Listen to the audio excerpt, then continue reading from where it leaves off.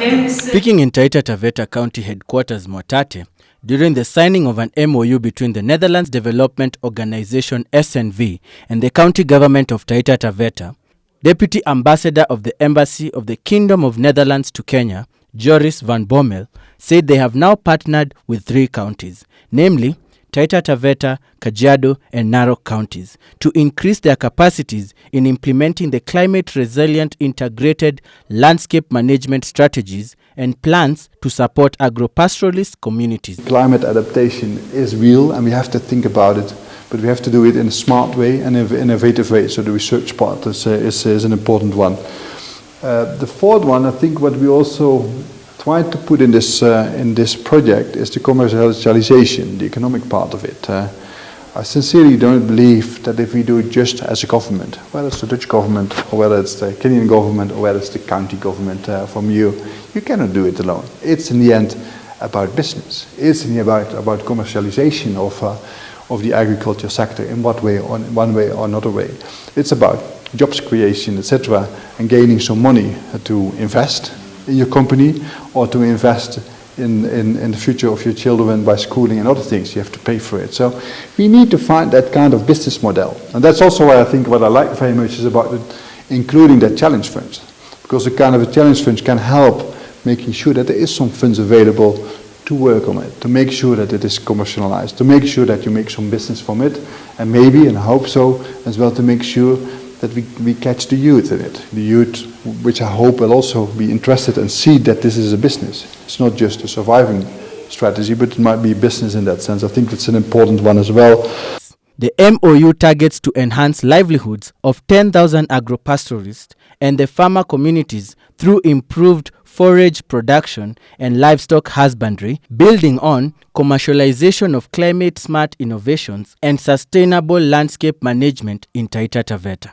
The fifth one is sustainability, which also been mentioned earlier for me. And in sustainability, you can look at it from a different perspective. One is, of course, this perspective related to climate again, related to smart innovations, because starting a project here with some different crops, which might not be last for after a couple of years, doesn't make sense. You have to think through what works here, what works best. So also sustainability from a climate perspective, but as well as we discuss sustainability in terms of will it last? Because it doesn't make sense and it won't work to fund projects for 10, for 15 years.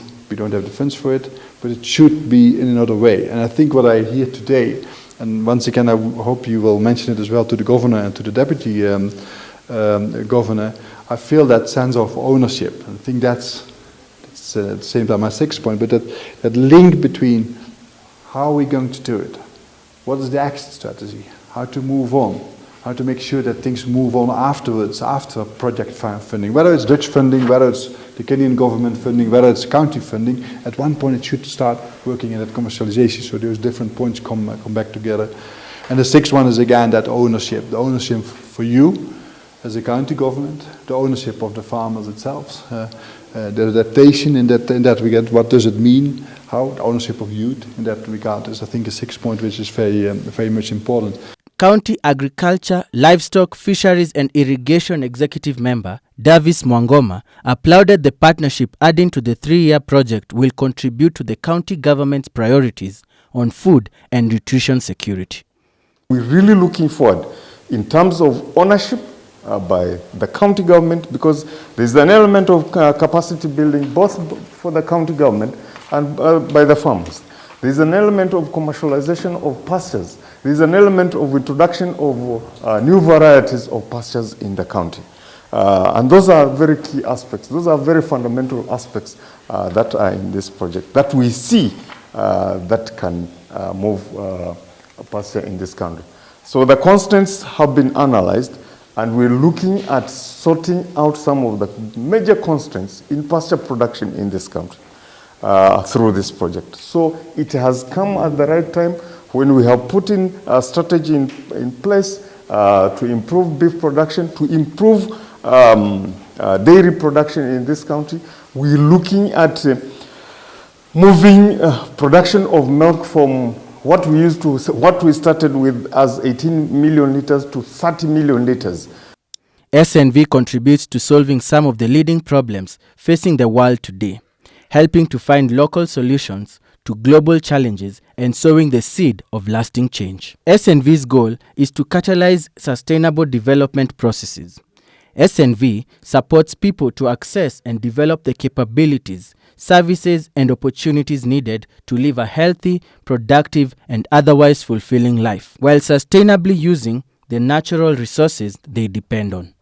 We're looking at doing increased beef production in the ranches from 45,000, what they have as talking of 45,000 to almost 200, 300,000, because we can do it through improved fodder, because fodder is the biggest constraint that we have in this country.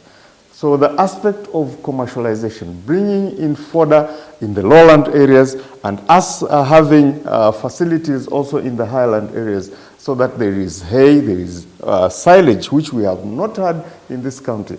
This country has been importing hay all the way from Nakuru, all the way from places, and yet we have land. We are boasting ourselves of having 1.2 million hectares of land in the county, but yet we cannot grow our own pastures. What is it that is preventing us from doing that?